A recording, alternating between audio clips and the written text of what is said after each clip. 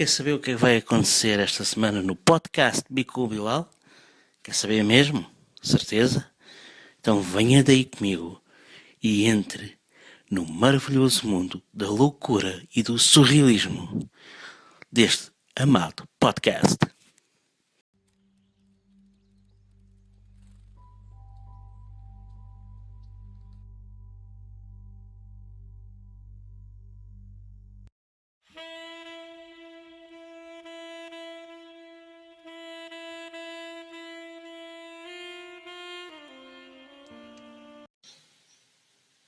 Senhoras e senhores rádio ouvintes, estamos mais uma vez a caminho de sexta-feira. Mais uma semana de trabalho, de agitação e de cansaço que se aproxima da sua conclusão. E nós aqui estamos, como sempre, para dar mais um bocadinho de ânimo, de alegria e de boa disposição, que vos ajudará a fechar mais esse ciclo com chave de ouro. Bico Bilal é o programa que neste momento está a sintonizar e desde já lhes damos as boas-vindas.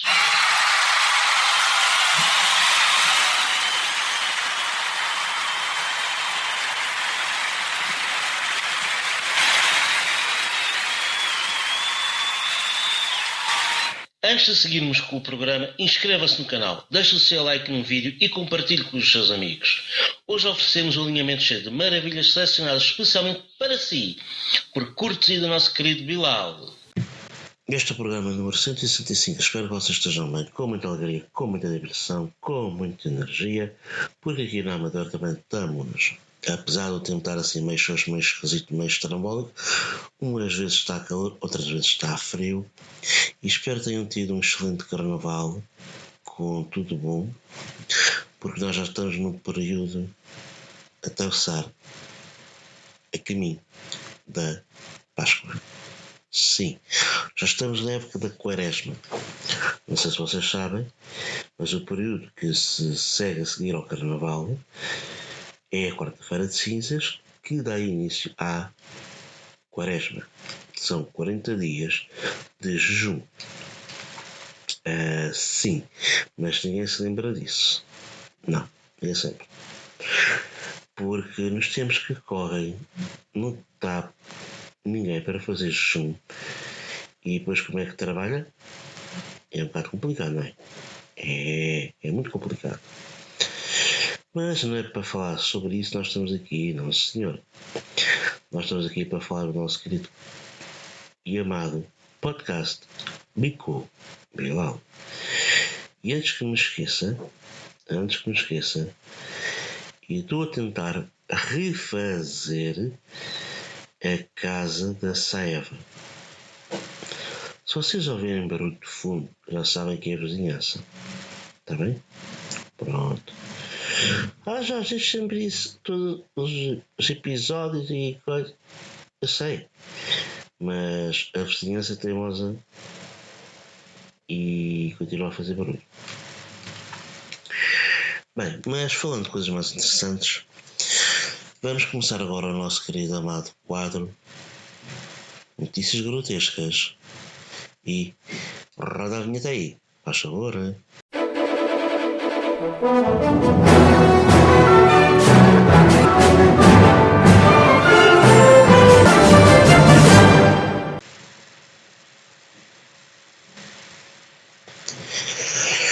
A notícia grotesca esta semana diz assim: reportagem da CMTV em Angola acaba em perseguição surreal ao jornalista.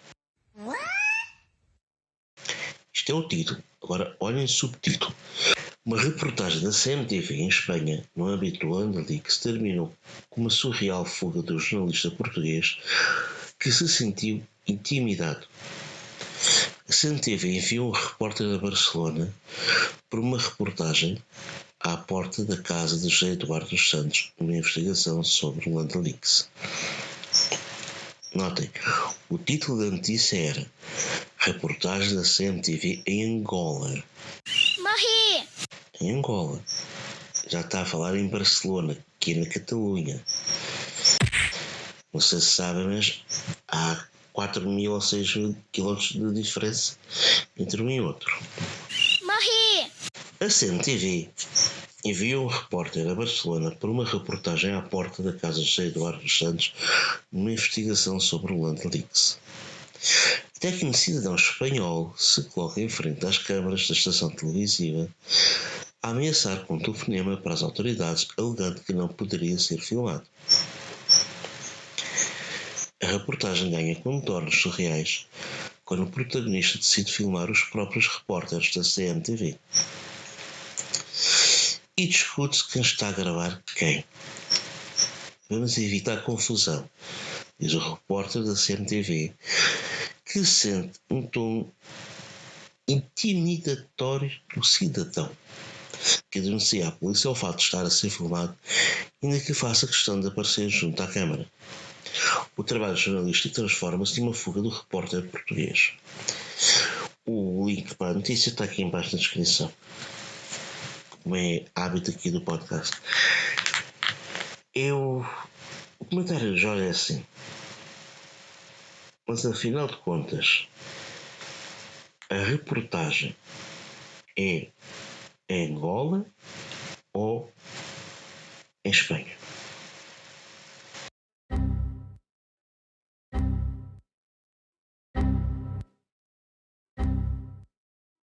Fica aí a pergunta. Pelo título diz que é Angola.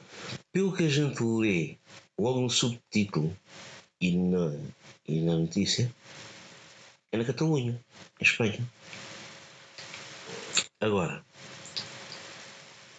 há uma coisa que se chama, eu não sei se vocês sabem, que é assim: em Espanha, aliás, voltando um bocadinho de maneira diferente,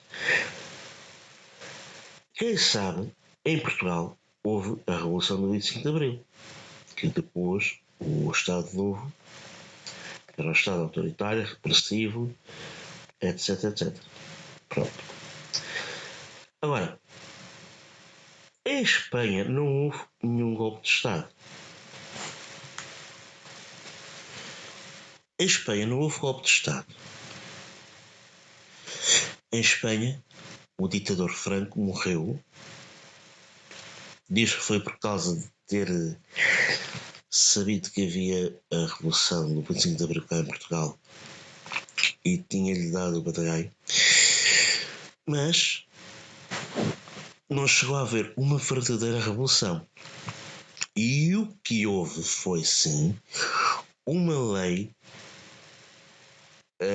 acho que é a Lei da Redenção Histórica. Assim, pesquisa assim, esse período da história entre a morte do Franco e a democracia.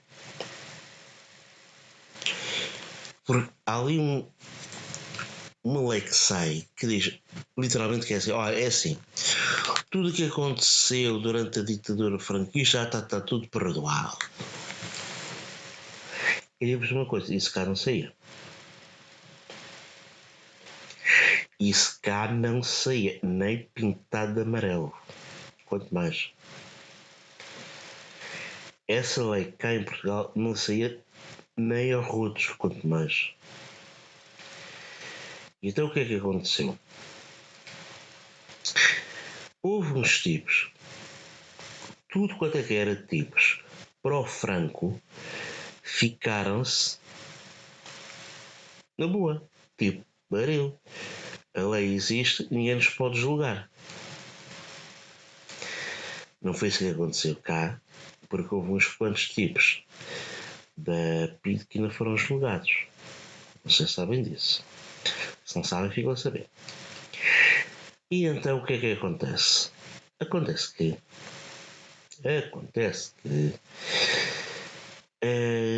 aparecem imigrantes como este que não estão habituados a jornalistas e nem sequer estão habituados a aparecer na televisão. Mas quem é que autorizou a filmar e não sei o quê, taratata. Pois, é se calhar daqueles que eram para o Franco.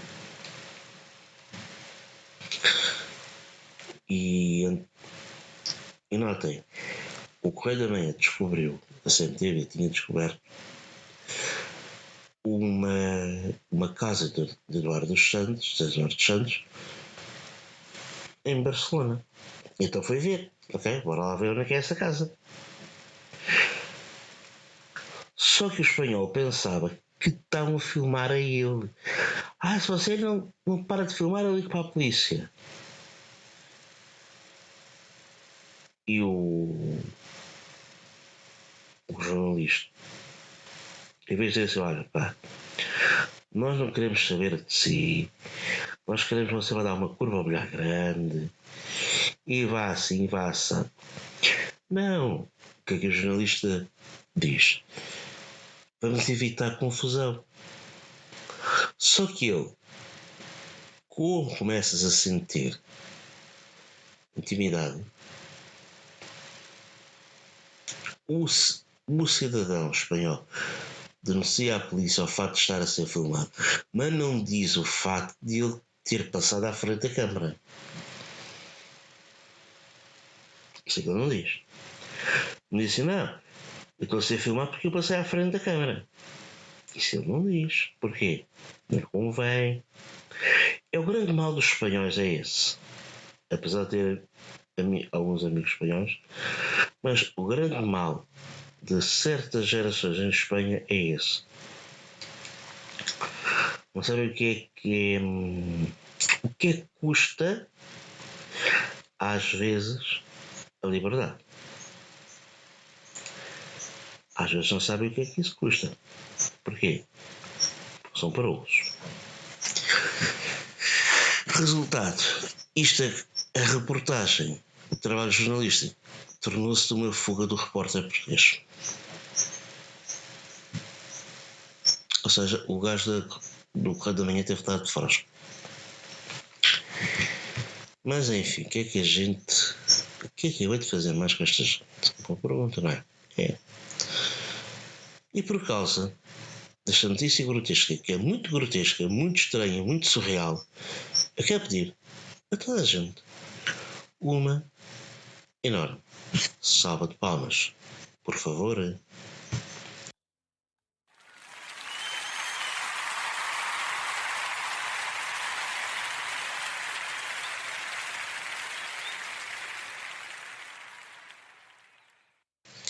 E agora vamos ficar com o quadro Momento Zen.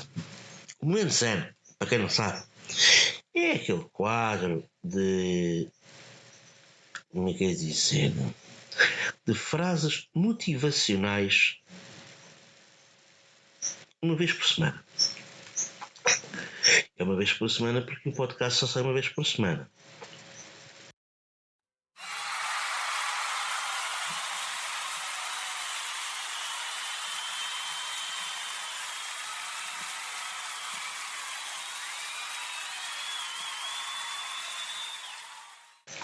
Tá? Boa. Que vos ajuda a suportar melhor a semana que está a passar, até que saia outro podcast. O que era com um quadro de frases interessantes, tornou-se um quadro de frases de autoajuda. E o Momento Zen era a antiga frase do dia. Porque o Momento Zen fica assim mais... fica mais zen, não sei. Fica mais... uau! Fica fantástico. Se é que vocês compreendem. Contudo, o Momento Zen desta semana diz assim: os nossos pequenos sorrisos do dia a dia são as grandes conquistas que guardaremos para toda a vida. A vida é uma pedra de amolar. Desgasta-se ou afia-nos, conforme o metal de que somos feitos. Reaja com otimismo e positividade de tudo, pois a vida também é consequência de como encaramos o que nos acontece.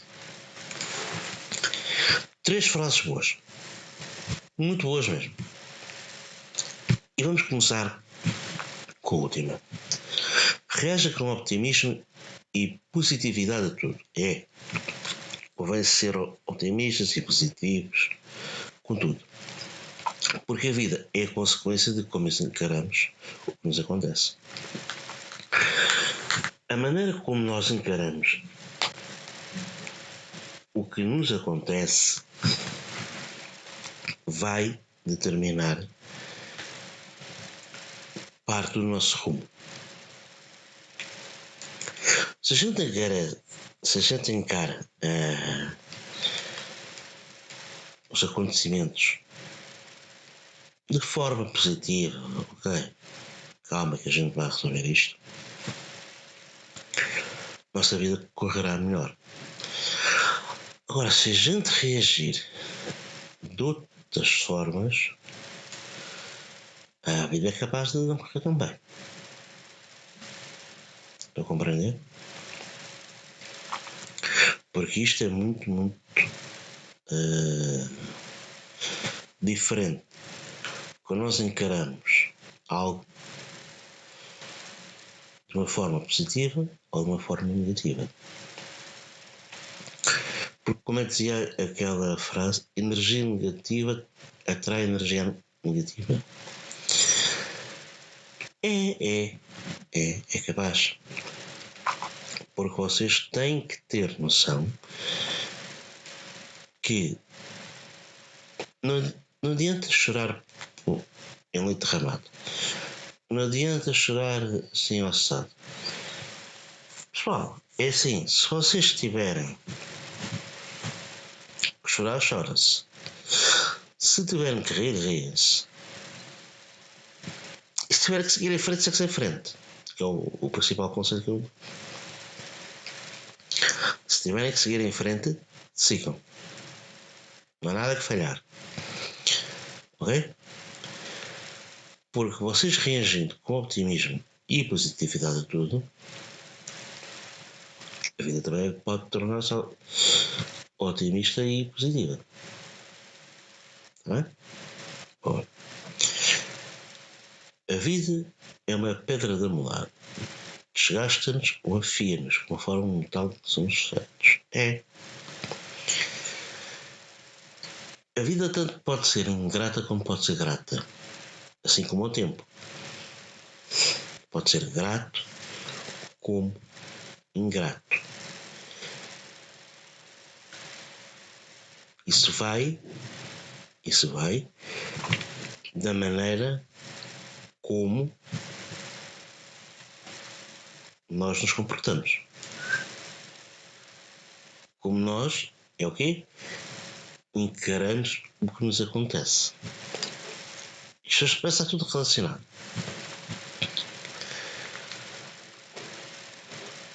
Porque a vida tanto pode desgastar-nos,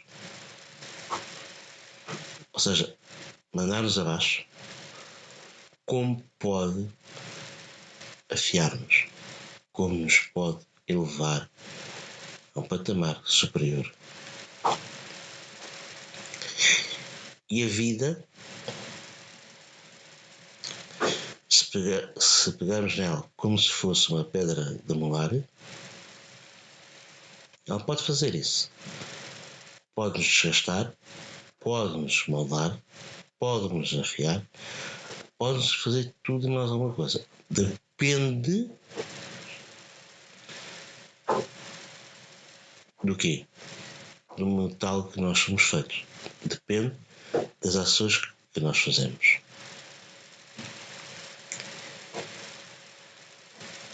E é isso que vai ajudar nós a realizar as ações.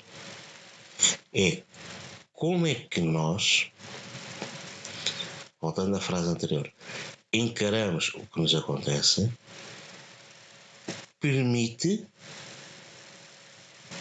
que a vida ou desgasta-nos, se formos para um campo negativo, ou se nos afia, se formos pelo campo positivo, os nossos pequenos sorrisos do dia a dia são grandes conquistas que guardaremos para toda a vida. Sim. Não é o fato de, às vezes, ele fez assim, fez assado, fez frito, fez cozido. Não. É os pequenos sorrisos,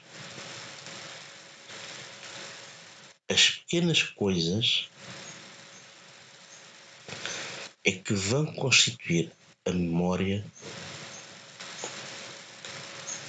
daquilo que nós vamos ter para o resto da vida. Eu dou-vos um exemplo. Os avós.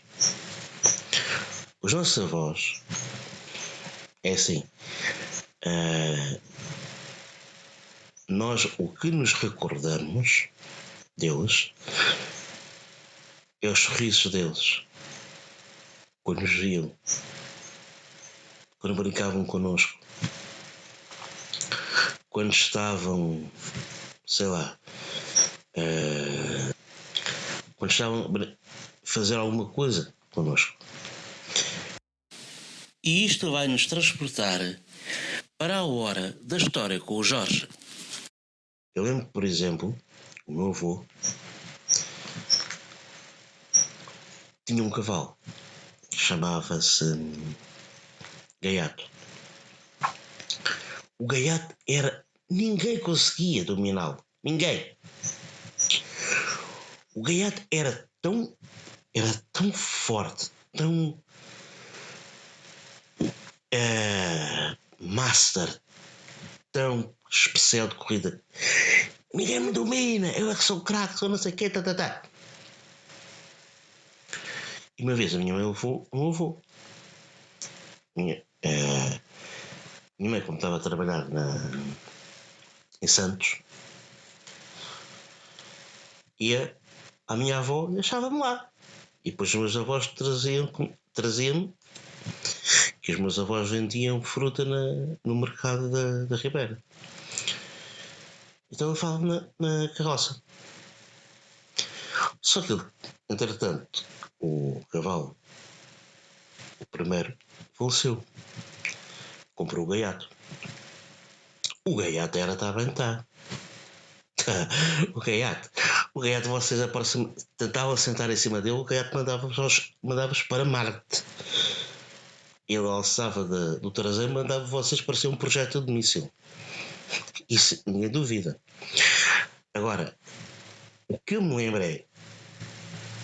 O meu avô dizia: Gaiato é o menino. Ele pôs-me em cima do Gaiato. Não é que a raça do cavalo não se mexeu e não olhou para trás tipo, ok, tá bem, um bebê, tá bem. Isto agora é para o que é o circo, não é? Andar com bebés em cima, não é? E eu puxar-lhe a crina. E eu, puto pequenininho, a puxar a crina no cavalo. Aquilo, se vos puxarem o cabelo, aquilo dói. Ou não é? Se vocês puxarem o cabelo a uma rapariga, aquilo dói. Eu estava a puxar a crina do cavalo, que ainda é mais sensível que o cabelo. Acha que o cavalo mandou-me ao chão? Nem morto. O cavalo ficou. Bem. Vá, olha, quando cansares de puxar-me a crina, avisa, tá? Era assim. Portanto, vocês estão a ver. Todos nós temos recordações dos nossos avós. Seja do avô, seja da avó, seja de uma tia, que é a recordação que eu tenho da minha tia, que ela era bonita, como a minha mãe. Coisa curiosa, mãe e tia são bonitas. Para toda a gente. Vamos reparar. E vocês têm uma coisa. todos aqueles pequenos sorrisos do dia a dia, para nós é o que vamos guardar de memória. Até mesmo tivemos os avós, tivemos os pais e nas tias, e agora vamos passar para os filhos. Quando os nossos filhos sorriem, dizem, olha o que eu desenho para ti, olha. A gente fica a olhar para aquele desenho, pensa assim, meu Deus, pinta tão mal como eu, desenha tão mal como eu. Mas está bem, está bonito. Então, quem é este? Este é a mãe, este é o pai, este sou eu. E quem é este? Este aqui foi enganei-me. Mesmo as próprias crianças, as memórias que nós guardamos, no futuro, vai ser aquilo que nos permite recordar.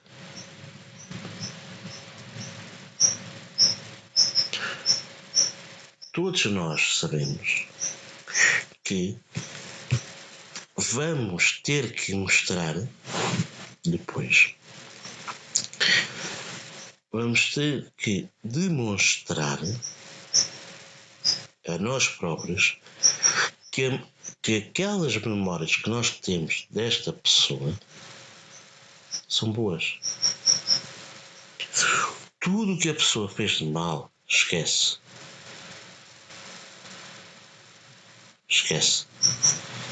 Fica só com as memórias positivas.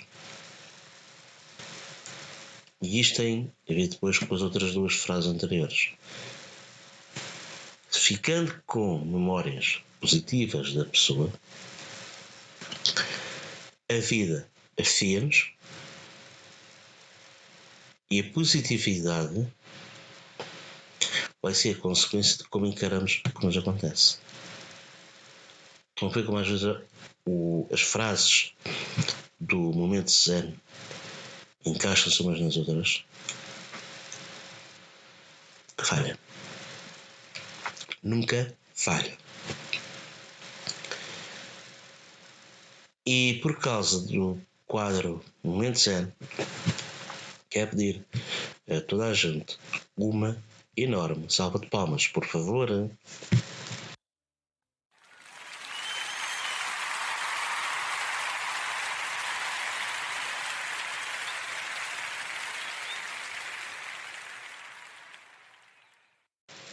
E agora vamos ficar com o quadro Pergunta que eu respondo. O Pergunta que eu respondo esta semana é interessante e diz assim: quando foi descoberta a pólvora? A pólvora foi descoberta no século I na China, durante a dinastia Han. A descoberta foi feita por acidente por alquimistas que procuravam pelo elixir da longa vida. E as primeiras referências à pólvora aparecem como avisos em textos de alquimia para não se misturarem certos materiais uns com os outros. Eu imagino a barraca de ter sido: vamos juntar enxofre, vamos juntar ferro, vamos juntar não sei o quê. Bum! O laboratório deve ter ido para os ares. Imagino. Depois põe assim: aviso, 2 pontos. Não misturem certos materiais uns com os outros. Ponto final. A malta na Europa diz assim: para não misturar, o que é que isto acontece? E depois o que é que dá? Deu barraca.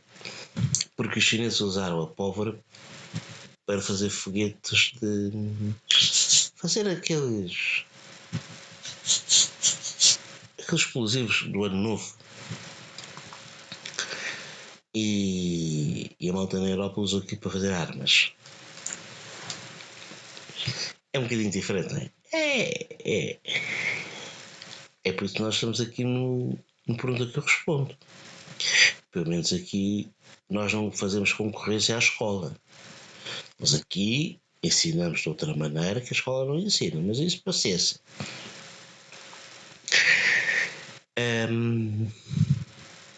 A próxima pergunta do Pergunta que eu respondo diz assim: onde fica o mar de Okhotsk?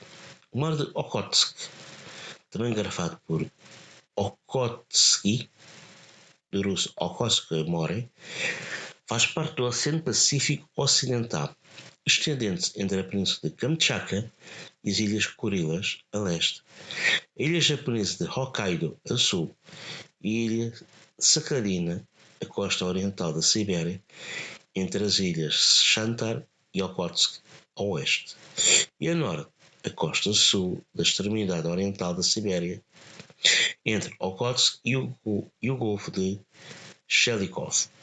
Isto é tudo nome russo. Tirando aqui as ilhas japonesas, o resto é tudo russo. O Mar de Okhotsk liga-se ao Mar do Japão através do Golfo de Sakhalina e do Golfo da Tartária, ao oeste da ilha de Sakhalina, e pelo Estreito de La Pérouse, ao sul da mesma ilha, sem contar com as ilhas costeiras. A única ilha do Mar de Okhotsk é a remota e minúscula Ilha de São Jonas, Ostrov Suavoy Yoni. A maior parte do Mar de Okhotsk, exceto a área em torno das Kurilas, congela durante o inverno. No verão, os icebergs descongelam e o mar volta a ser navegável. Vocês devem estar a ver aí o mapa do local. Sim, é a parte leste, é mesmo o extremo oriente russo. Sim, não sei se vocês sabem, mas a Rússia tem um extremo oriente.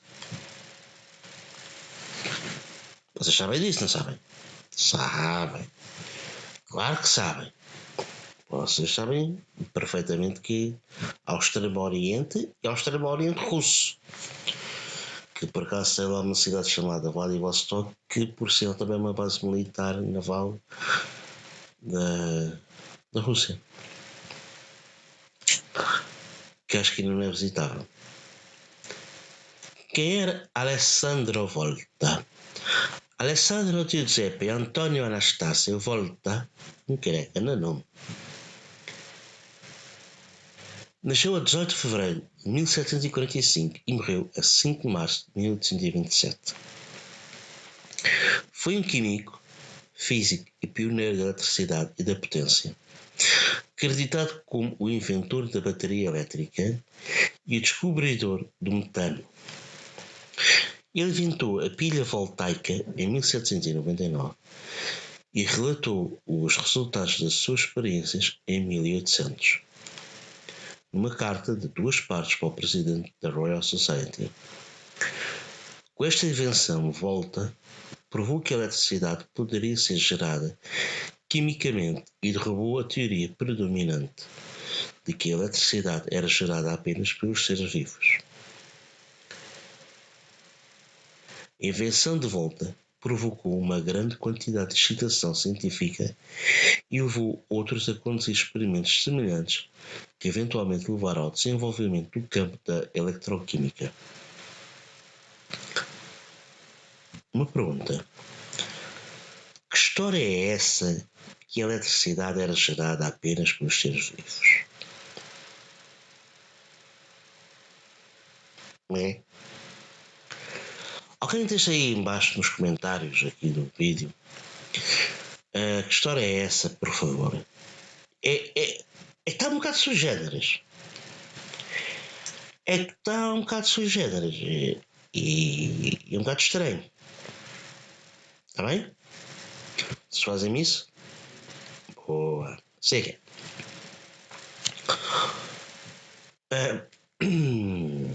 Já ver aqui uma coisa. Vocês viram o retrato do Alessandro Volta? Se não viram, deve estar aí a aparecer. É Alessandro Volta. Há uns quantos inventores italianos que são assim craques. É o Volta, o Marconi, é o Fermi. Enrico Fermi,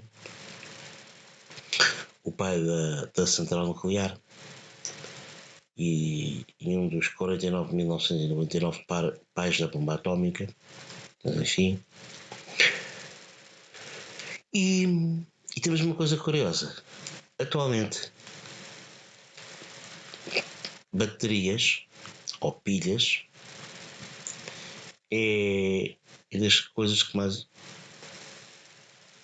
dão energia a objetos no mundo. Seja telemóveis, com as baterias dos telemóveis, bateria de computador, as baterias dos mouses por infravermelhos, as baterias dos carros, dos automóveis, essas baterias que agora há de carros híbridos e carros elétricos, Alessandro Volta.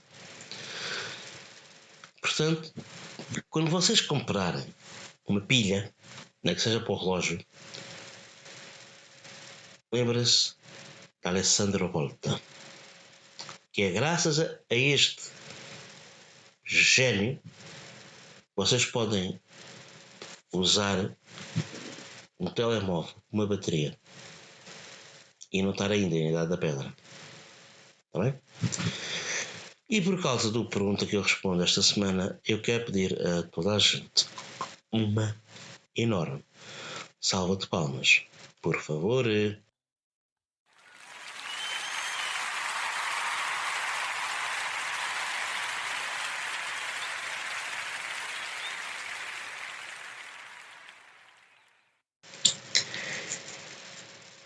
E agora, vamos ficar com o quadro O que é fixe? O que é chips? O que é fixe? O que é chips? Esta semana diz assim: fixe é ter amigos, chips não ter ninguém como amigo. É verdade. Fixe é fazer amor com a nossa mulher, chips é quando ela não quer. Fixe é ver o nosso clube ganhar, chips é quando o nosso clube perde. Ok. Fixe é ter amigos, chips é não ter ninguém como amigo. É. Porque às vezes amigo é uma coisa, conhecido é outra. E isso vocês têm que ter a noção.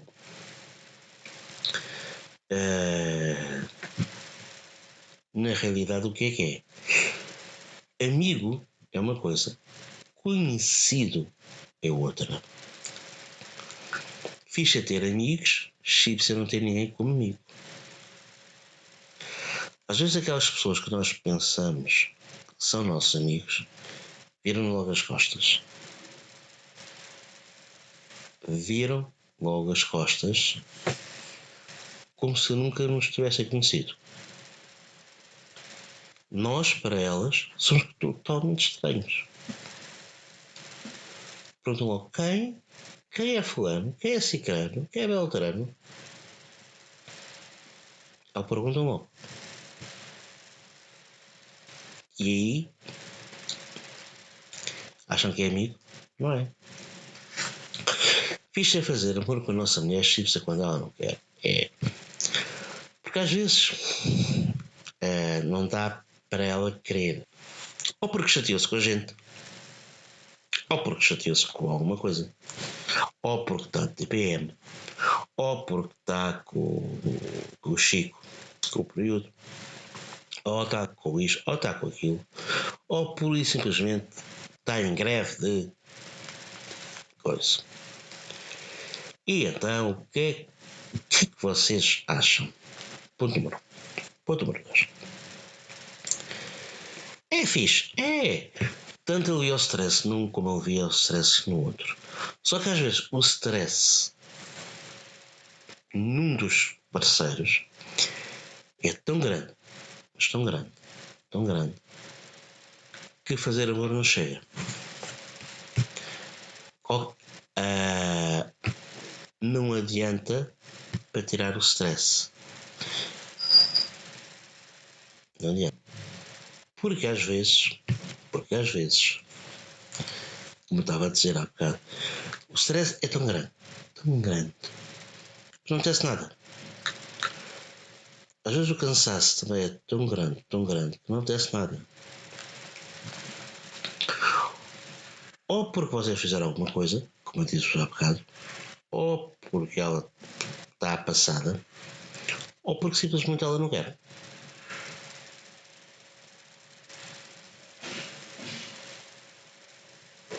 É simples. Como por exemplo, eu não queria que a vizinhança fizesse barulho quando eu estou a fazer o podcast. Não é? Vocês todas as semanas sabem isso. Todas as semanas. É sempre. A vizinhança está a fazer barulho enquanto eu faço podcast. Sempre é a mesma coisa. Daí que vocês, quando as vossas namoradas, as vossas amantes, as vossas mulheres, etc, que não querem fazer amor, vocês têm de esconder assim, olha, calma, eu compreendo, amanhã outro dia, está bem? Boa. Fixe a ver o nosso clube ganhar, chips é quando o nosso clube perde. É o hábito. Umas vezes ganha-se, outras vezes perde, umas vezes empata-se, outras vezes não jogam nada, outras vezes jogam demasiado bem, depois da semana a seguir perdem. É a mesma coisa. Isso é sempre a mesma história de todas as épocas. Umas vezes joga bem, outras vezes joga mal, umas vezes nem joga, outras vezes joga. Enfim, isso é muito louco mesmo. Até que vocês são altamente privilegiados por uma coisa. Não tem aquele problema, como é na Rússia, ou na Alemanha, ou na Noruega, que o campeonato para durante o inverno. Cá em Portugal não é preciso. Cá o campeonato para 2 semanas, toda a gente fica assim. E agora, o que é que a gente vai falar? O que é que vamos falar? O que é que vamos falar?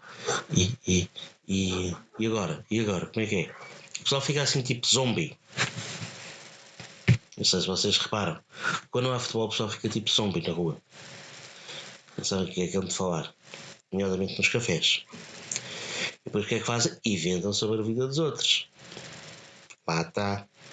Inventam sobre a vida dos outros. Dá-se a barraca. Claro que dá a barraca.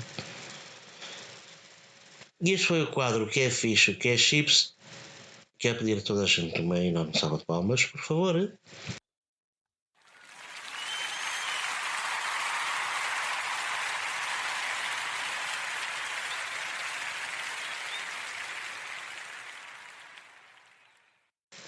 E agora, vamos ficar com o quadro Piadas Tornadas.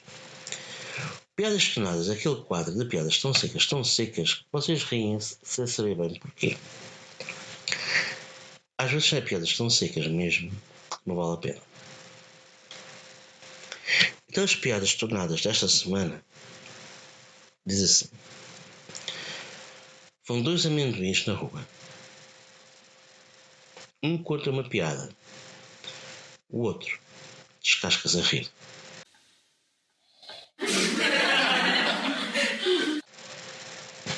Descasca-se a rir. Oba. Porquê é que a água foi presa? Porque matou a sede.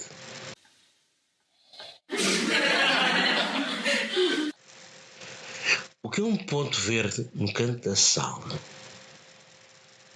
Não? Uma ervilha de castigo. Impressão minha? Ou vocês estão a ficar assim um bocado esquisitos nas piadas? Então não estão. Então não estão. Pois. Enfim, nem vale a pena comentar, porque vocês são muito loucos, vocês são muito divertidos. Mas o que é que a gente há de fazer, não é verdade? É, sim senhor. Porquê? Porque neste quadro nós queremos que toda a gente se divirta e tenha, como é que é dizer? elevados índices de humor e de alegria. Sim, porque mesmo aqui nas piadas tonadas, assim como nos outros quadros, as nossas amigas que nos ouvem recebem nanopartículas através do som, nanopartículas de sabedoria, que os rapazes também recebem, mas as raparigas recebem um outro tipo de nanopartículas. Nanopartículas de silicone que faz os seios crescer e ficarem maravilhosos. Porque todas as amigas que ouvem este podcast têm os seios redondos, perfeitos, cheios. E os rapazes e as raparigas também ficam muitíssimo inteligentes. Os rapazes ficam altamente inteligentes e capazes de enfrentar até o Exército Vermelho em Berlim. Mas o melhor se calhar é enfrentar o Exército Alemão em Berlim em 1939. É melhor. Mas isso é para outra história. Isso é para outro quadro meio estarola que há de surgir, que é as Estarodices do Jorge. Enfim.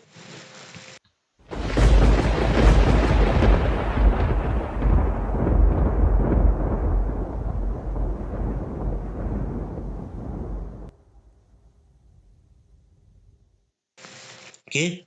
Está na hora dela? Já está na hora dela? Já está na hora da nossa querida amada novela intitulada Ratatouille? Está, sim senhor. Está na hora dela.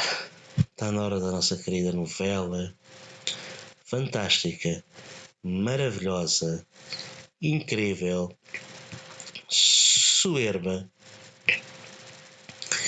e tudo e mais alguma coisa, intitulada Ratatouille. Esta novela cada vez está maluca, cada vez está mais chanfrada, está incrível. Cá a ver? Está interessante. Está muitíssimo interessante. Ok. Oh, mestre. Põe a música, faz favor. 165º capítulo da novela mais louca, intitulada Ratatouille. 9º capítulo da 7ª temporada. Não se esqueça. Os nossos amigos chegam ao bairro, começam a procurar o número 32. Ao longe, ouve-se um tiro.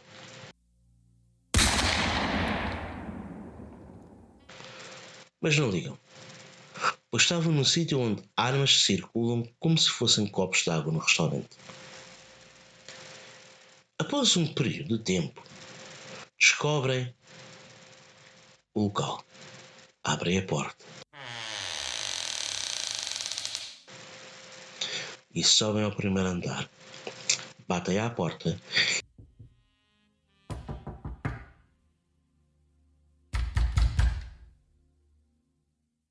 e encontram um gaúdo com um tiro na cabeça. Lembra-se do tiro ouvido anteriormente. Maldição, chegamos tarde demais, diz Júlia. Seva, diz José. Raios, diz Nikita. Um papel estava em cima da mesa e dizia somente M198 para S. Nikita olha para aquela anotação, mas não liga muito. Os nossos amigos saem do prédio e chamam a polícia intergaláctica e contam o que se passou. Algum tempo depois da recolha dos depoimentos, é-lhes dada autorização para sair do local do crime. Longe dali, Saeva preparava-se para fazer o levantamento da sua encomenda. Mal sabia ela que a sua encomenda nunca chegaria às mãos. No dia da entrega, Saeva estava no local e à hora combinados. Ela espera. Ela esperou 1 hora. Como é óbvio, estava fula da vida. Pois tinha o dinheiro para o pagamento da encomenda. Tinha sido inteligente.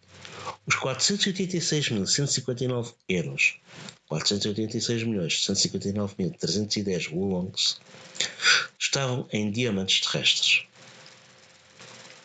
dentro do seu casaco. O maior problema dela não era o fato de estar num local especada como se fosse uma afroditiana, mas sim não receber a sua encomenda.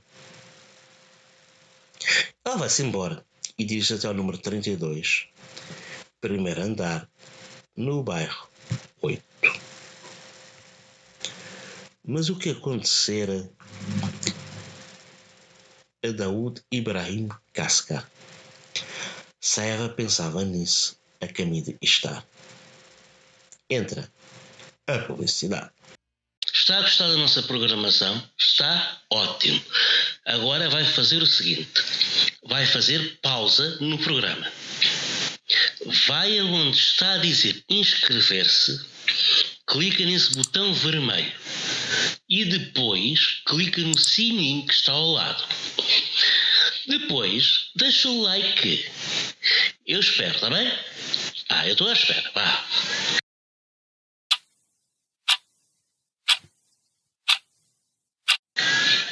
Já está? Ótimo, porreiro. Agora vamos voltar à nossa programação e ao podcast mais louco, mais amado do universo. O podcast Mico Bilal. Pode voltar a dar play. De volta à novela, Saeva chega ao sítio onde era o número 32. O que vê assusta, mas qual brilhante militar experiente disfarça-se e pergunta a um dos polícias o que se tinha passado. Até o polícia, pensando se tratar de uma jornalista, informa que tinham assassinado com um tiro na cabeça um homem no primeiro andar do número 32. Saeva inocentemente pergunta o nome. O polícia informa que a vítima chamava-se Daoud Ibrahim Kaskar, um traficante de armas. Saeva apercebe-se que tinha perdido o seu pacote. Agradece ao polícia e desaparece no meio da multidão. O polícia então ainda tenta a chamar, mas o esforço mostrou-se inútil. Saeva já ia longe. Muito longe. Nossa vilã entra dentro do apocalipse e seu imediato pergunta pelos canhões. Então nossa vilã ordena que descubram quem tinha assassinado o traficante de armas e, mais importante, onde estavam os seus M198 de 155mm, com caráter de urgência e de preferência. Poucas horas depois, um dos Saevos consegue entrar na rede de videovigilância de Istar e descobre a gravação da zona onde Daoud foi morto. O Saev descobre quem assassinou o traficante. Informa a Saeva mostrando as imagens. A vilã ordena que descubram a morada daquele basbaque. Ela iria ajustar contas com ele. Em pouco tempo, descobre-se a morada. Morava no bairro 12, porta 30, segundo esquerdo. Saeva dirige-se até lá.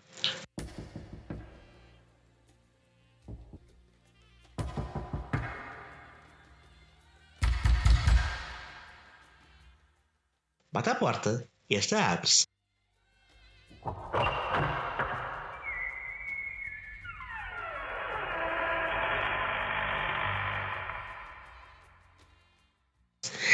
Ela dá logo uma sova no indivíduo.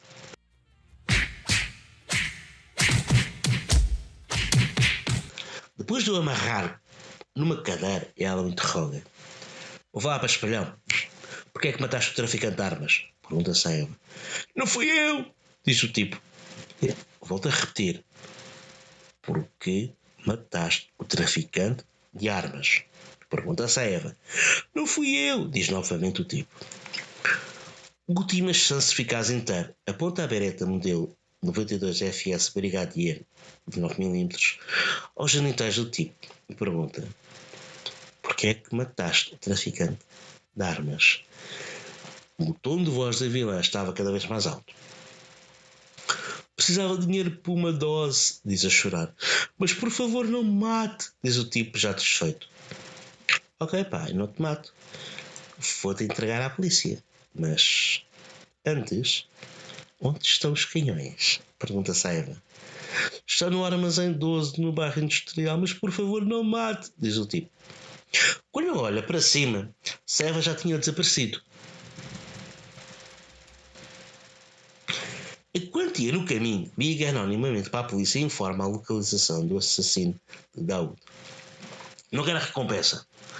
Quer que o dinheiro seja usado para ajudar crianças de estado. 6 horas depois, Saeva chega a Apocalipse com os dois M198 triunfante. Os Saevas dão honra à sua líder. E este foi o curto 165º capítulo da novela mais louco, mais chanfrado, mais inacreditável de sempre, intitulada Ratatouille. Eu quero pedir a toda a gente uma enorme salva de palmas, por favor.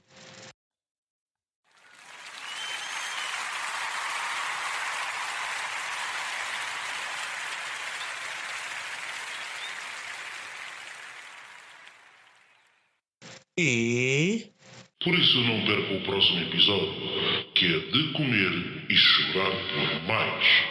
o que é que vai acontecer para a semana? Boa pergunta. Será que Saeva regressa à Terra? Será que fica-se por vermos? O que é a nossa vilã vai fazer? E o que é que os nossos amiguinhos vão fazer? Aliás, a Apocalipse não é nada pequena, não senhor. E bem pode andar à procura dela. Porque por vocês é que escrevem novela. Eu apenas a leio. Está bem? E vocês é que decidem o futuro da nossa querida novela. E quero pedir a toda a gente uma grande, mas enorme salva de palmas, por favor, pela nossa querida, amada novela intitulada Ratatouille. Pausa. Palmas, por favor.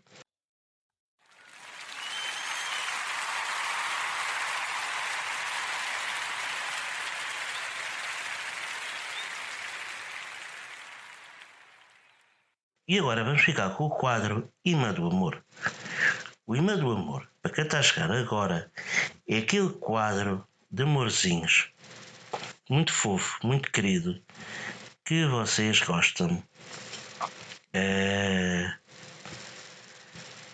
Que dá para pedir desculpa, dá para pedir em namoro, dá para pedir tudo e mais alguma coisa, e vocês amam profundamente este quadro. Sim, vocês gostam muito deste quadro. E o imã do amor desta semana diz assim: gostava de namorar com a Rita. A outra frase diz: amo a minha prima Helena. E o último diz: gosto muito da minha mãe. Ok. Vamos lá ver. Há bens e há mãezinhas. Há mães melhores que outras, mas há mães que são sempre mães. Exato. Mas, todas as mães devem ser respeitadas. E é isso que qualquer filho, minimamente, deve fazer. Que é respeitar a mãe. Porque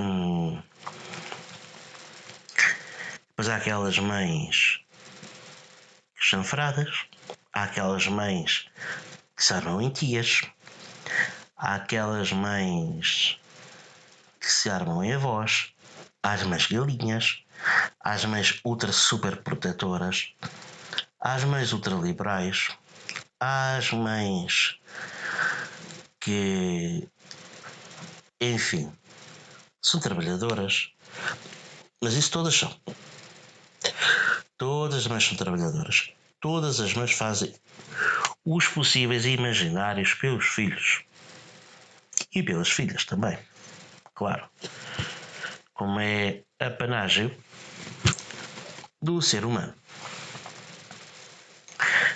E o melhor de tudo, todas as mães são lindas. Eu sei que disse isto há bocado quando falei das tias, eu sei. Mas, volto a repetir, todas as mães são lindas.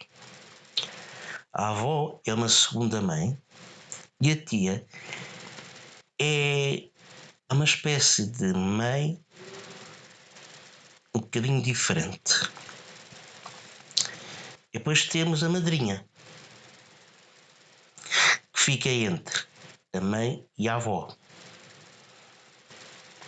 Interessante vocês pensarem nisso. Talvez um dia deste a gente faça um vídeo sobre graus de parentesco. Deixem aí abaixo nos comentários o que é que vocês acham, o que é que não acham, está bem? Boa. Amo a minha prima Helena. Olha, boa. Mas tenham cuidado, se vocês forem primos direitos, não pode haver nada. Tá? Não podem estar a pensar nisso, está bem?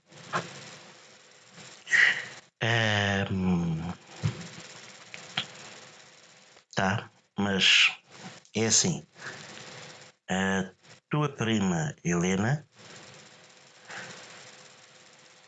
tu tem calma, está bem? Boa. E é assim, o fato de amares a tua prima não quer dizer que tenhas que ir coisa e tal, ok? Eu também estou-vos a avisar. Não quer dizer que vocês tenham que fazer coisas. Mas, tudo bem. Isso, se vocês são maiores e vacinados, o problema é vosso. Gostava de namorar com a Rita. Ai, agora vai ser bonito. Tu tens então uma amiga Rita, tu gostavas de namorar com ela. Ok. Está-se bem.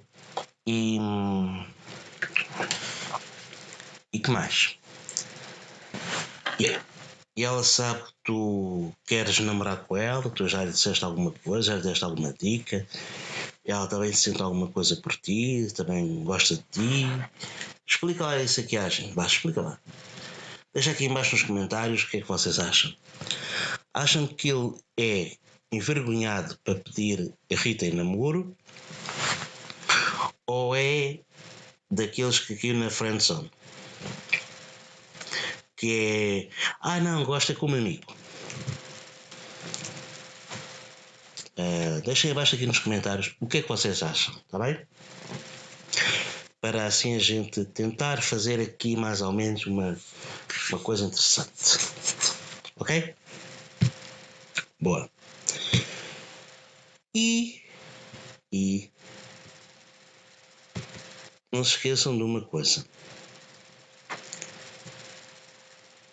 Isto apenas estamos aqui num podcast.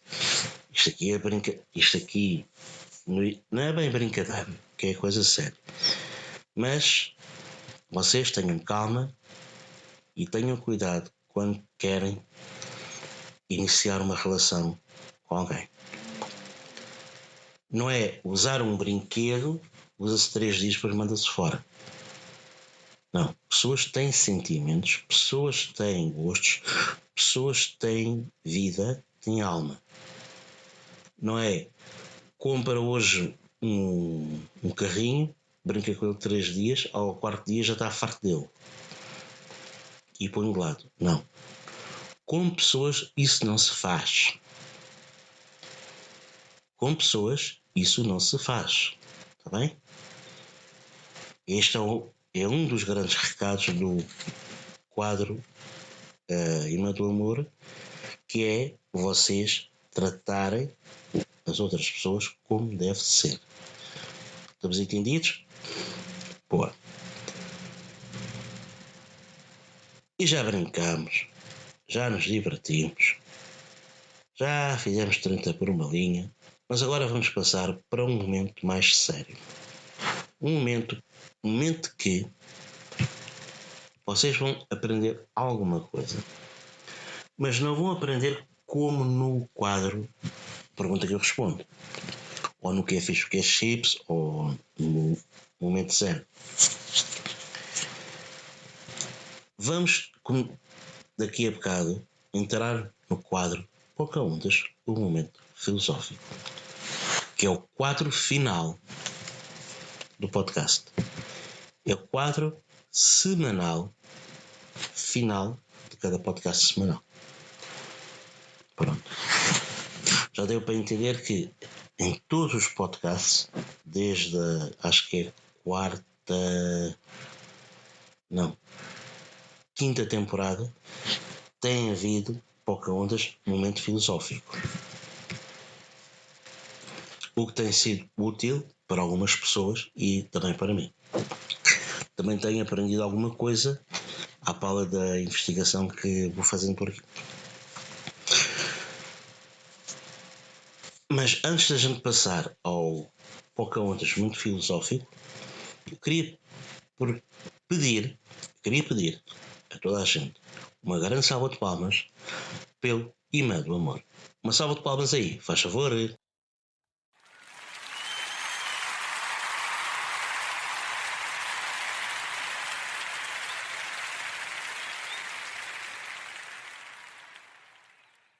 E agora, vamos ficar com o quadro Pocahontas, muito filosófico, e roda a vinheta aí, faz favor.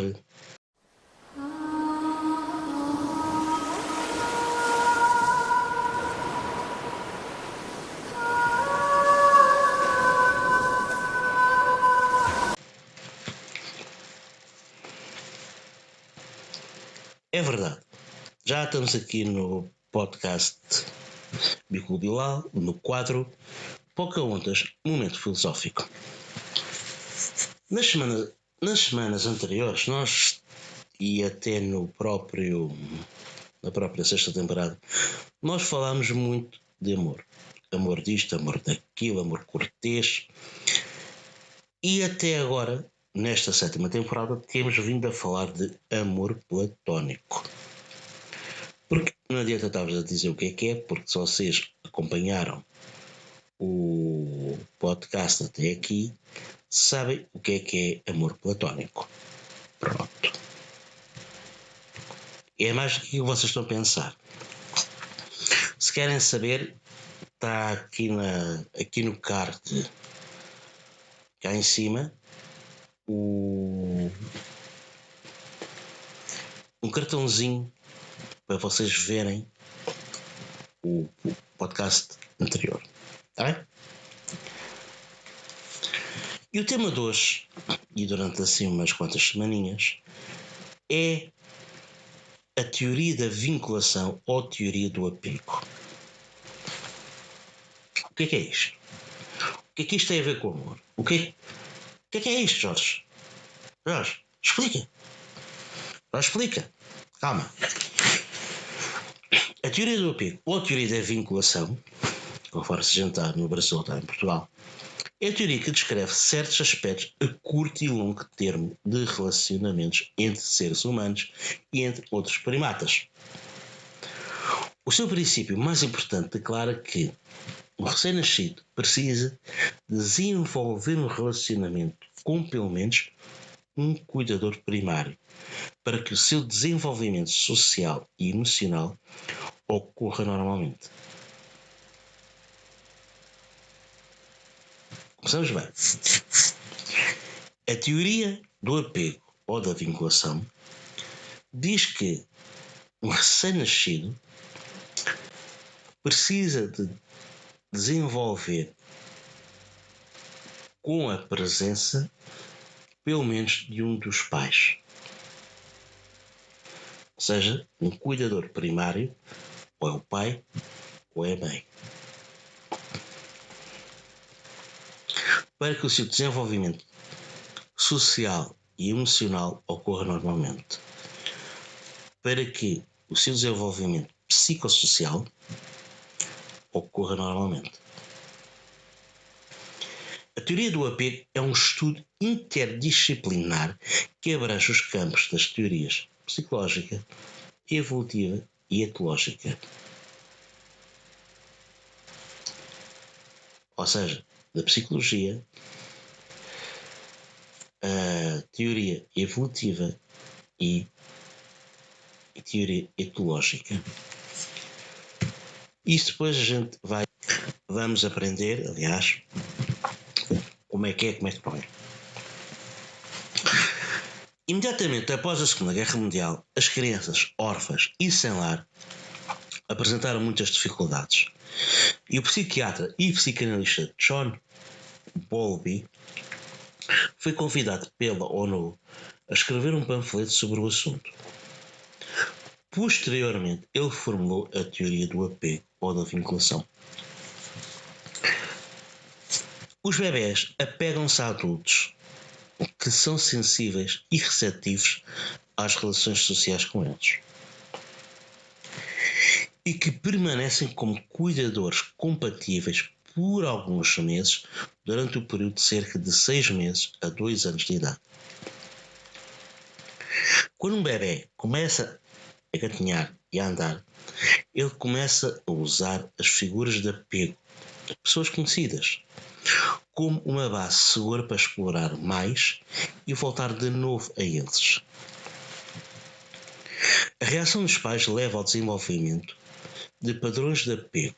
Estes, por sua vez, levam aos modelos internos de funcionamento que irão guiar as percepções individuais, emoções, pensamentos e expectativas em relacionamentos posteriores. Vamos fazer uma pausa aqui. Break. Primeiro, depois da Segunda Guerra Mundial, as crianças órfãs e sem lares apresentaram muitas dificuldades. Porque os pais tinham morrido na guerra, ou tinham desaparecido durante a guerra, ou estavam dados como mortos. Estar morto é uma coisa, estar dado como morto é outra. Houve muita gente, por exemplo, muito soldado na guerra colonial, que estava dado como morto, mas depois apareceu vivo cá. Não é a mesma coisa.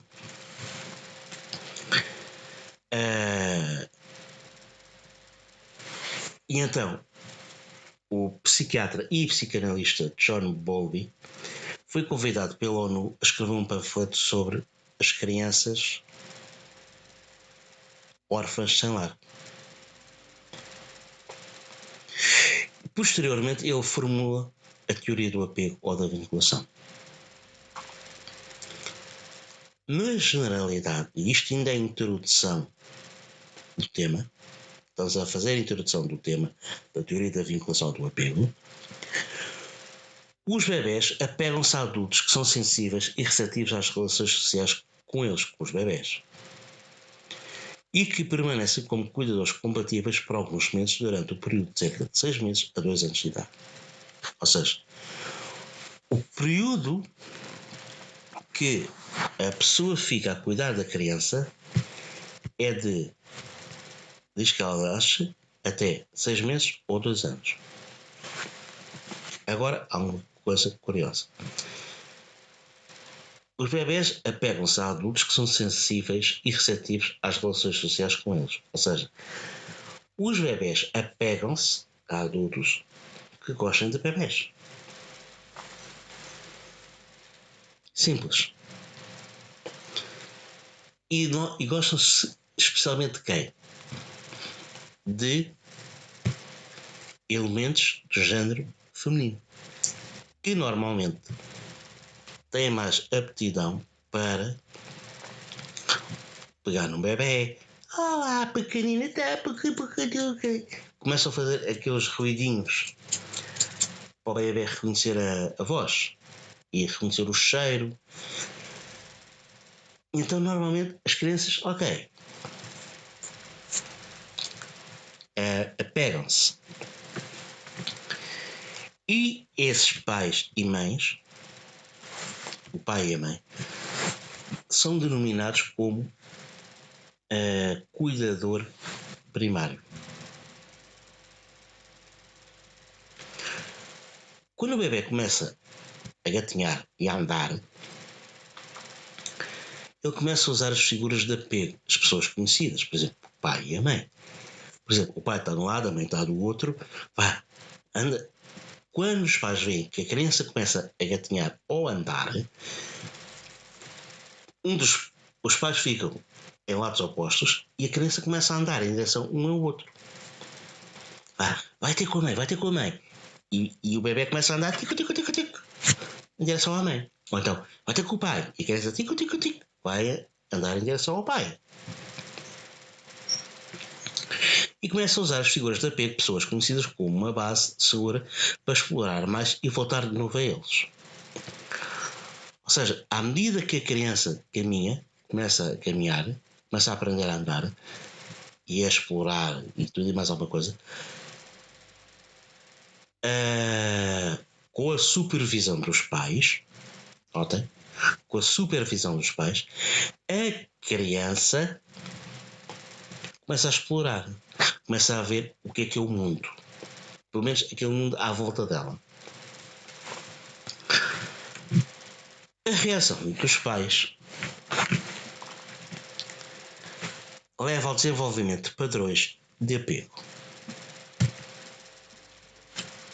Até aqui, tudo claro, não é? Até aqui, tudo claro. Estes, por sua vez, levam aos modelos internos de funcionamento que irão guiar as percepções individuais, emoções, pensamentos e expectativas em relacionamentos posteriores. Ou seja, a maneira como eles vão ter... como é que é dizer? Como eles vão ter como reação ao desenvolvimento de padrões de apego, eles vão levar a modelos de funcionamento que vão guiar as futuras percepções individuais. Conforme as crianças vão ser tratadas, conforme o bebê vai ser tratado e a relação de apego, de vinculação da criança aos pais, conforme essa relação vai ser no futuro a relação dessa criança, desse adulto, mais tarde, com a sociedade.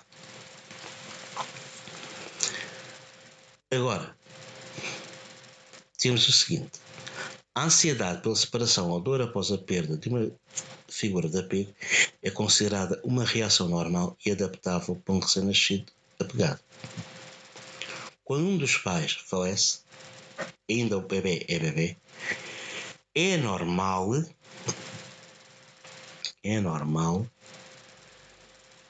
a ansiedade. Falece ou separa-se, atenção. Falece ou separa-se. É normal. Estes comportamentos podem ter evoluído porque aumentam a probabilidade de sobrevivência da criança. Aqui entramos no campo da teoria evolutiva.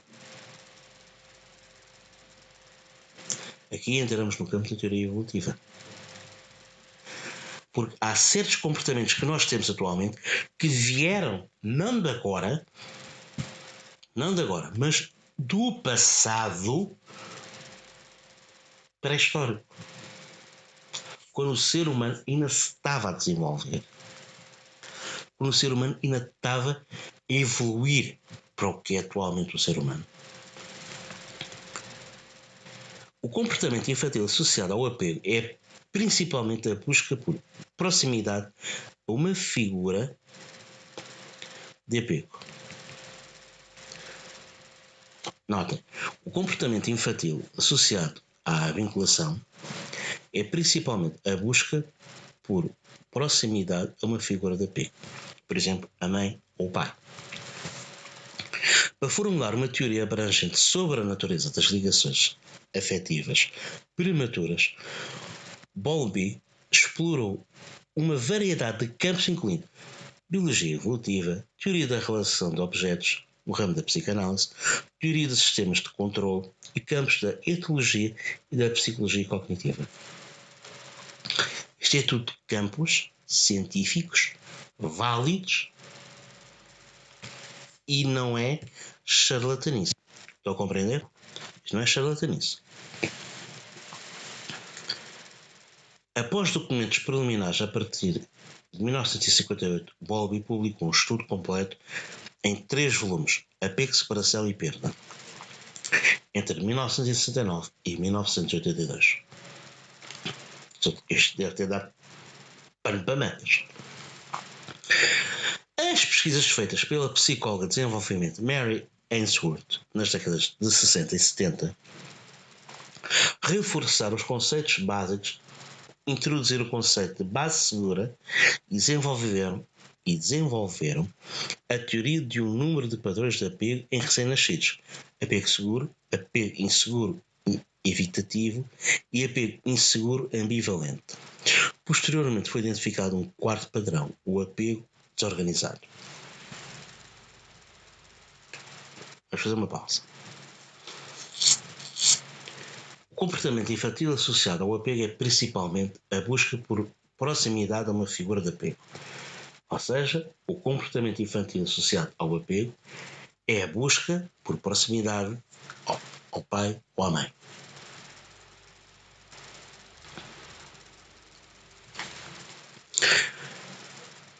Bowlby explorou um conjunto de campos científicos para formular uma teoria abrangente sobre a natureza das ligações afetivas prematuras. Aqui prematuro no sentido infantil.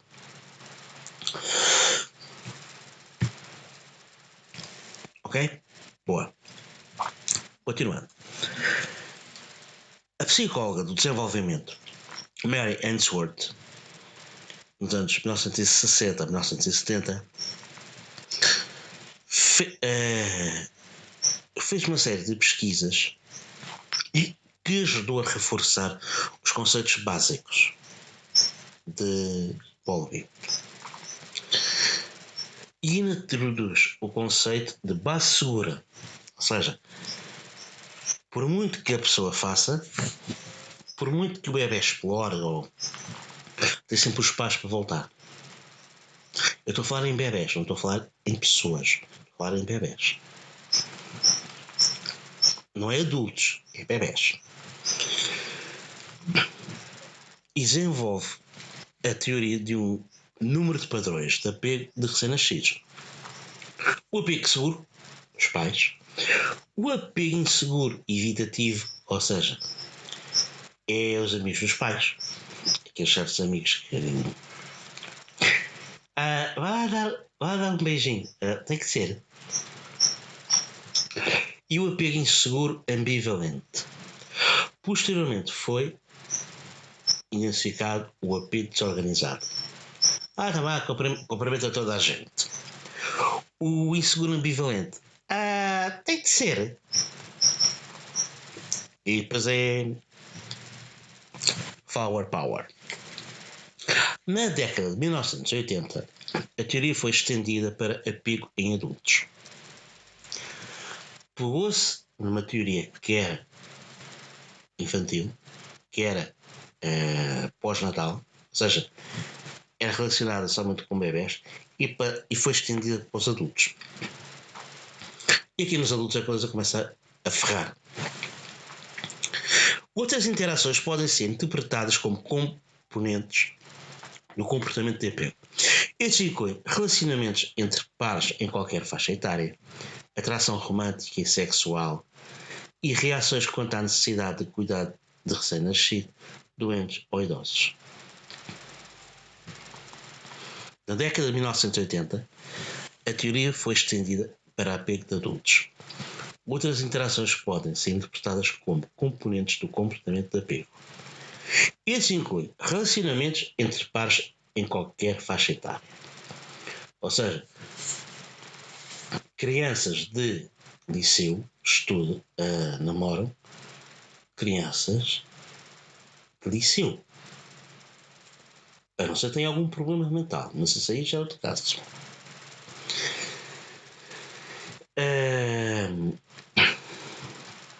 Atração romântica e sexual, normal. E reações quanto à necessidade de cuidar de recém-nascidos, doentes ou idosos. É aquela necessidade de ou é 8 ou é 80. Ou tratamos do bebê, o bebê precisa mudar de fralda, ou temos que cuidar do idoso, que o idoso precisa mudar de fralda. É de extremo a extremo. Vocês conhecem aqueles casos de avós que usam fralda. Pronto. E há aqueles casos de cuidar de doentes que precisam de apoio. Nos primórdios da teoria, os psicólogos académicos criticaram Bowlby e a comunidade psicanalítica o isolou por seu afastamento dos princípios psicanalíticos. No entanto, a teoria do apego tornou-se, desde então, a abordagem dominante para a compreensão do desenvolvimento social precoce e deu origem a um grande surto de pesquisas empíricas sobre a formação de relacionamentos estreitos em crianças. Críticas posteriores à teoria do apego referem-se ao temperamento, à complexidade das relações sociais e às limitações dos padrões discretos para as classificações. É verdade. Nos primórdios da teoria, os psicólogos académicos criticaram Bowlby e a comunidade psicanalítica isolou por afastamento dos princípios psicanalíticos. Eles achavam, não, isso não é, isso está muito, afastou-se muito da teoria original, isso põe de parte. É sempre assim. Estas teorias revolucionárias é sempre assim. O tipo fica sempre de parte. Contudo, a teoria do apego tornou-se, desde então, a abordagem dominante. Passou de excomungado para a religião quase oficial.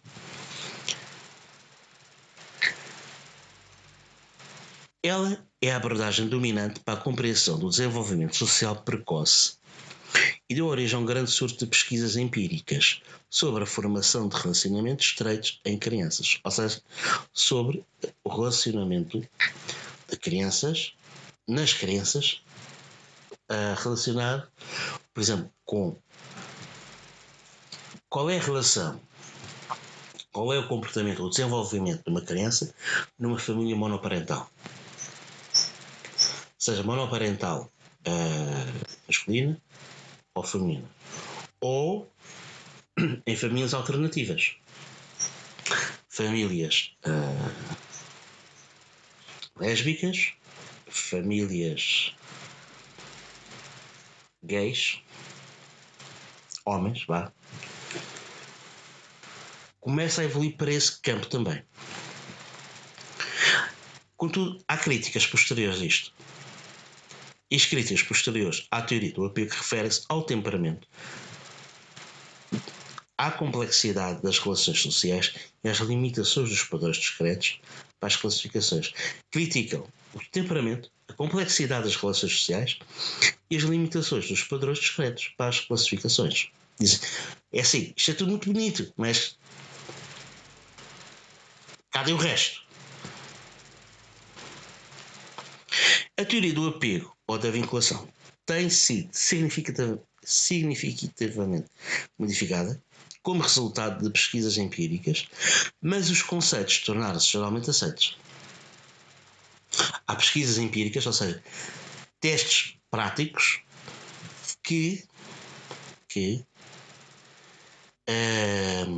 como é que é de vos dizer? Há testes empíricos e práticos que têm modificado a teoria, mas os conceitos são aceitos. Diz, não, esta experiência provou que existe isto. Ok, então bate certo, ok? E quando começa a prática e a teoria a bater certo, os conceitos normalmente tornam-se aceitos. A teoria do apego tem formado a base de novas terapias e esclarecido as já existentes, e os seus conceitos têm sido usados na formulação de políticas sociais e de amparo de crianças para dar apoio aos primeiros relacionamentos de vinculação das crianças. Estamos a falar de adoção. Aqui estamos a falar de adoção. A teoria do apego tem sido significativamente modificada como resultado das pesquisas empíricas, mas os conceitos tornaram-se geralmente aceitos. Até aqui está tudo certo. Agora, a teoria do apego tem formado a base de novas terapias para crianças, neste caso. Depois haveremos de ver como é que é os adultos. E esclarecido as já existentes. Vamos criar novas terapias para tratar deste tipo de caso e deste tipo de caso. E ajuda a esclarecer outro tipo de terapias que têm sido usadas até hoje. Ok?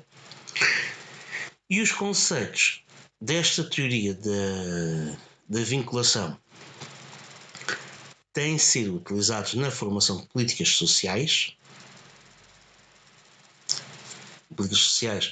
viradas para as crianças e de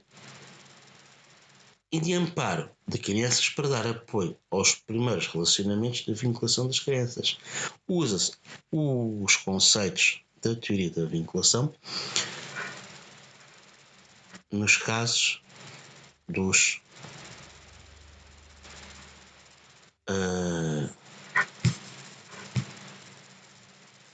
como é que se diz? Nos casos de adoção. Porque antigamente havia uma ideia relativamente à adoção. Mas depois, com a teoria da vinculação e a introdução dos conceitos que faz parte da teoria da vinculação, teve-se que criar novas terapias e novas políticas sociais de amparo de crianças, explicando aos adultos: isto é assim, a criança tem isto assim, assim, assim, tem este comportamento assim, assim, É assim, começa a haver uma nova área de estudo científica, que é a área sobre as adoções. Tudo por causa da teoria do apego ou da vinculação.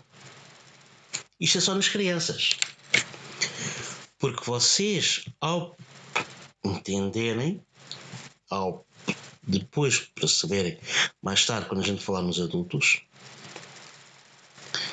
vocês vão ver que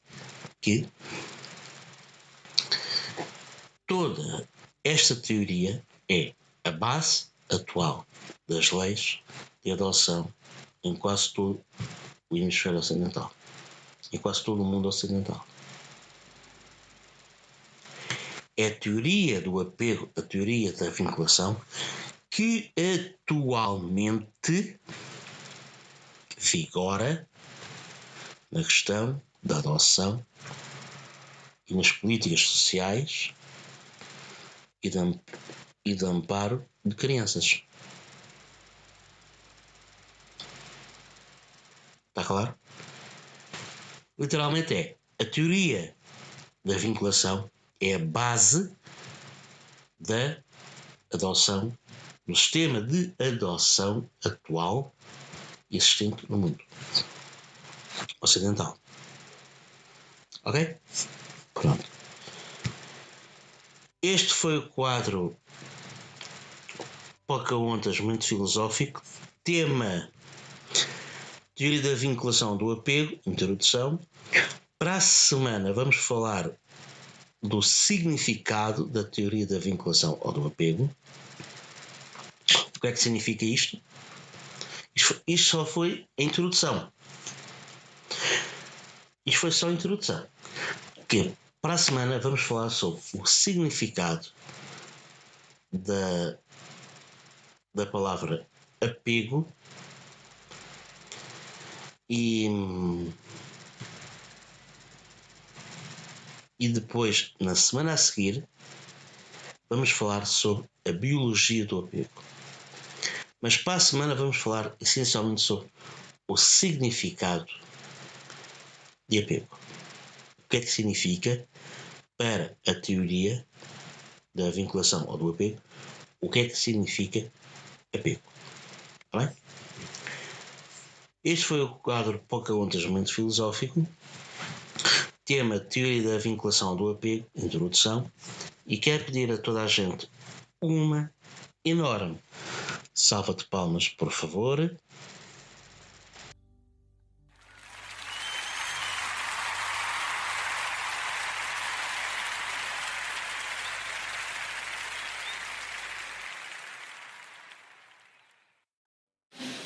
E agora é hora da despedida. Aquela hora custa mais e custa tanto para nós. Ai, meu Deus, então é assim. Senhoras e senhores rádio ouvintes, como o tempo voa, e assim também voa este programa de rádio. Desde os nossos estúdios até onde quer que se encontre a escutar-nos, seja em casa, no trabalho, no carro, nos transportes, na escola. Mas infelizmente o nosso programa fica hoje por aqui. Se gostou deste podcast, subscreva este canal, deixe os seus comentários abaixo, compartilhem o vídeo. Ative o sininho aqui embaixo para receber novos vídeos além deste programa. E não se esqueçam de dar o seu gosto, like, joinha, whatever, porque assim estão a ajudar e muito. Vamos levar este programa cada vez mais longe e cada vez mais perto do nosso coração. Clique no vídeo que vai aparecer no final, do lado direito do seu ecrã, e faça maratona, porque não há mais nada para fazer. Aldo é chato, o chefe é enfadonho, vai ficar preso no trânsito durante 1 hora. Faça isso e continue a ver os vídeos deste canal. Desejo a todos um ótimo fim de semana. Fiquem bem, fiquem em paz, fiquem com tudo.